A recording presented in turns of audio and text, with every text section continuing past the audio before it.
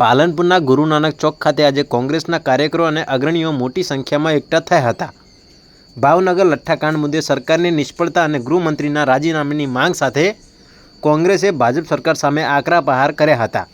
વિરોધ પ્રદર્શન દરમિયાન કોંગ્રેસના નેતાઓ આક્રમક મૂડમાં નજરે પડ્યા હતા તેમજ અને સરકાર વિરોધ સૂત્રોચ્ચાર સાથે ધરણા પ્રદર્શન ઉગ્ર બનતા કોંગ્રેસના કાર્યકરો અને નેતાઓ ગુરુ નાનક ચોક ખાતે ચક્કાજામ કરવાનો પ્રયાસ કર્યો હતો તેમજ સ્થિતિ વર્તતા ઘટના સ્થળે તૈનાત પોલીસ તાત્કાલિક કાર્યવાહી કરી હતી। કોંગી નેતાઓની અટકાયત કરી હતી અને આ દરમિયાન પોલીસ અને કોંગ્રેસના કાર્યકરો વચ્ચે ભારે ખેંચતાણ અને ઘર્ષણના દ્રશ્યો સર્જાયા હતા। આખરે પોલીસ પરિસ્થિતિ પર કાબૂ મેળવીને તમામ પ્રદર્શનકારીઓની અટકાયત કરીને આગળની કાર્યવાહી હાથ ધરી। શું કહી રહ્યા છે કોંગ્રેસ નેતા એ પણ સાંભળો। જે રીતે ગુજરાતમાં દારૂબંધી હોવા છતાં ભાવનગરમાં લઠ્ઠાકાંડમાં 10 લોકોના મૃત્યુ પામે એના જવાબદાર રાજ્યના ગૃહમંત્રી છે। તેમના નેજા હેઠળની આ પોલીસ ગુજરાતની છેક ભાવનગર સુધી દારૂ કઈ રીતે પહોંચ્યો, ડુપ્લિકેટ ફેક્ટરી બનાવી અને 10 લોકોની હત્યા કરી માત્ર હપ્તાખોરી માટે। છેક નાના અધિકારીથી લઈને છેક સવિન શંકુમાં બેઠેલા મંત્રી સુધી હપ્તા ખાવા માટે કહીને હત્યાકાંડ કરવામાં આવ્યો છે। અત્યારે ગલીએ ગલીએ દારૂ મળે છે। આપણે જ્યાં બનાસકાંઠાની પર વાત કરીએ તો અહીંયા રેન્જ અધિકારીની ઓફિસની આજુબાજુમાં પોલીસ ચોકીઓ પોલીસ સ્ટેશનની આજુબાજુ 500 મીટરની અંદર દારૂના અડ્ડાઓ ચાલે છે તો પોલીસને નથી ખબર પડતી કે દારૂ વેચાય છે। આ ગુજરાતમાં દારૂની જો ક્યાંય પણ એન્ટ્રી થતી હોય તો સરહદના જિલ્લાઓમાંથી થાય છે।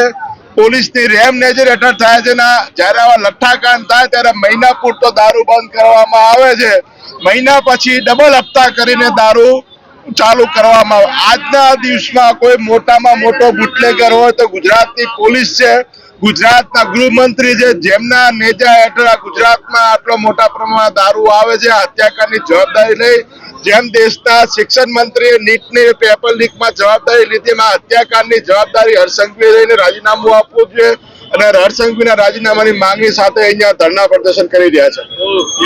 કોંગ્રેસનું ધરણા પ્રદર્શન લઠ્ઠાકાંડનો મામલો ખરેખર આ લઠ્ઠાકાંડમાં કેટલાય લોકો મરી ગયા છે, હજી સરકારે બારે નથી પાડ્યો। ભાવનગરમાં કેટલાય લોકો મરી ગયા છે ભૂતકાળમાં।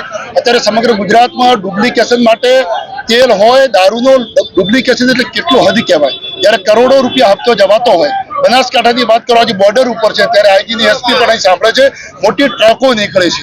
જ્યારે નાના પોલીસની પીઆઈની સસ્પેન્ડ કરીને સરકાર શું કરવા માંગે છે એમાં આઈપીએસ ને આઈએસઓની સસ્પેન્ડ કરવા જોઈએ, આઈજીઓની સસ્પેન્ડ કરવા જોઈએ। અને આ ગુજરાત ગાંધીનું ગુજરાત છે। તમે કઈ રીતે 30 વર્ષથી આ સરકારમાં બેઠા છો અને જ્યારે દારૂબંધીમાં લઠ્ઠો થતો અને મોત થતો હોય આ સરકારને રાજીનામું આપવું પડે, હર્ષ સંઘવીને રાજીનામું આપવું પડે।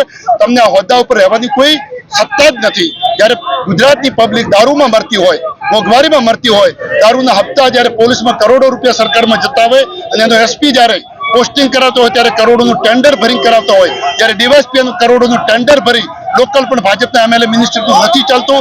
હું 100% કહું છું, પોલીસ પહેલા પણ પોલીસ ડિપાર્ટમેન્ટમાં હતો, પોલીસ પણ એટલી થાકી છે નીચે, નાની વસ્તુ થાય ત્યારે નાના કર્મચારીને સસ્પેન્ડ કરવામાં આવે છે, એ પણ બંધ કરવું જોઈએ અને જવાબદાર અધિકારી એસપી અને આઈજી તરીકે એને સસ્પેન્ડ કરવા જોઈએ અને સરકારમાં કડક રીતે કાયદાનો અમલ થવો જોઈએ।